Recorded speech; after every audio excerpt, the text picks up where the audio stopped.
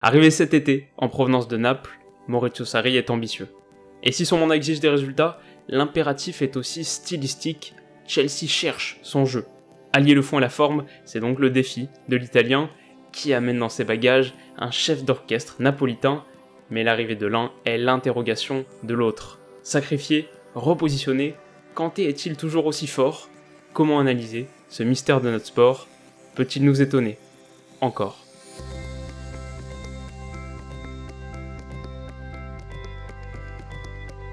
Yo les amis, j'espère que vous allez tous très bien et je suis très content de vous retrouver pour la 4e et dernière analyse de la semaine. On s'intéresse aujourd'hui au repositionnement de Kanté.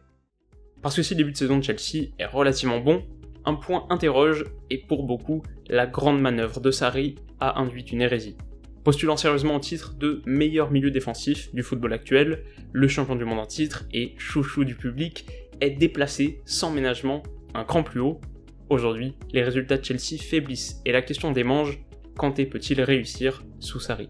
On va donc tenter de répondre à cette question en mobilisant quelques éléments tactiques, et c'est vrai que c'est une problématique passionnante parce que presque unique. On n'est pas habitué à voir un 6 recyclé en 8, surtout quand c'est un joueur aussi établi et reconnu que Kanté. Alors est-ce que ce choix est un bon choix ? Pour moi on peut décomposer la réponse en 3 points. Qu'est-ce que ce nouveau Kanté apporte défensivement ? Qu'est-ce que ce nouveau Kanté apporte offensivement ? Et est-ce que cet équilibre bonifie vraiment Jorginho ? Sur le plan défensif, d'abord, Kanté a peu d'égal et sa propre concurrence n'est pas facile à soutenir. L'année dernière en Première Ligue, il réussissait en moyenne 3,3 tacles par match et 2,5 interceptions, ou encore 3,6 et 2,4 respectivement la saison précédente. En 2018-2019, ses stats s'écroulent et son impact défensif, intuitivement, semble moindre.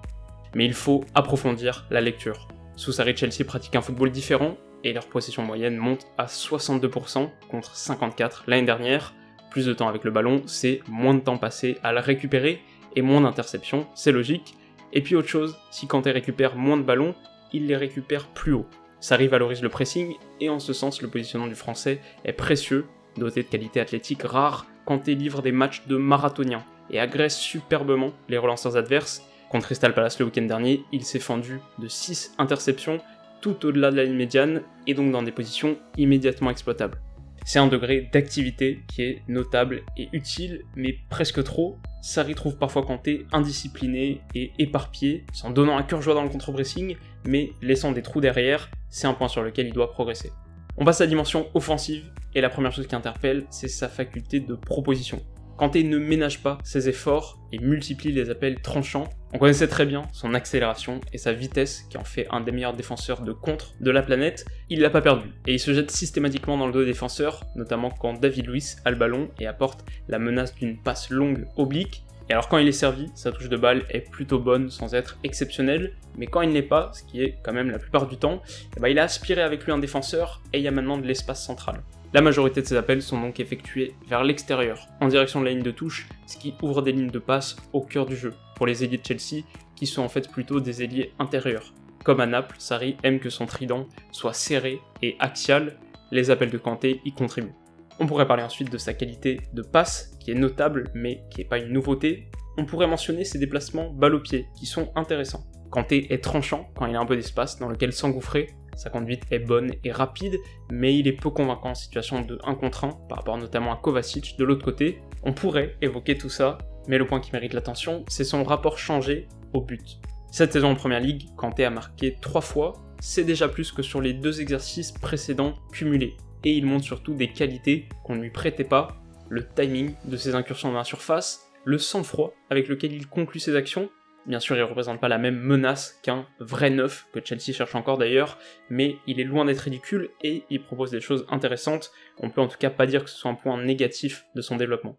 Reste donc la question de la bonification potentielle de Jorginho. Et ce qui est clair, c'est qu'en étant à son poste de prédilection, en rampe de lancement d'un jeu de position verticale et soutenu, il a accéléré l'apprentissage de la philosophie Sarri et Chelsea a réussi un départ éclair. Maintenant, on constate que c'est pas un super défenseur et très exposé par les aventures hautes de Kanté. Il va régulièrement souffrir, donc le bilan est un petit peu mitigé.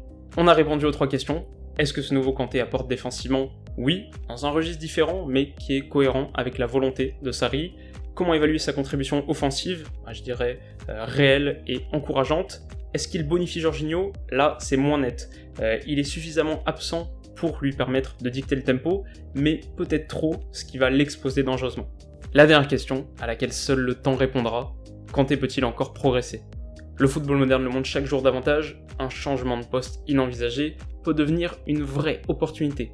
Et si Kanté montre l'attitude nécessaire pour croître, il pourrait devenir encore plus complet. Mi-6, mi-8, est-il à la veille de quelque chose de grand? Le destin semble avoir choisi son camp. Voilà les amis, c'est la fin de cette analyse du nouveau rôle de Kanté, et j'espère qu'elle vous a plu. Si vous voulez en apprendre un petit peu plus sur la philosophie de jeu de Sarri, j'ai consacré une vidéo spécifique il y a très peu de temps, alors je vous mets le lien dans la description. Et puis de notre côté, on se retrouve dès demain pour l'œil de Willou, avant d'enchaîner sur une nouvelle semaine d'analyse. D'ici là, comme d'habitude, prenez soin de vous, et on se dit à très vite. Bisous.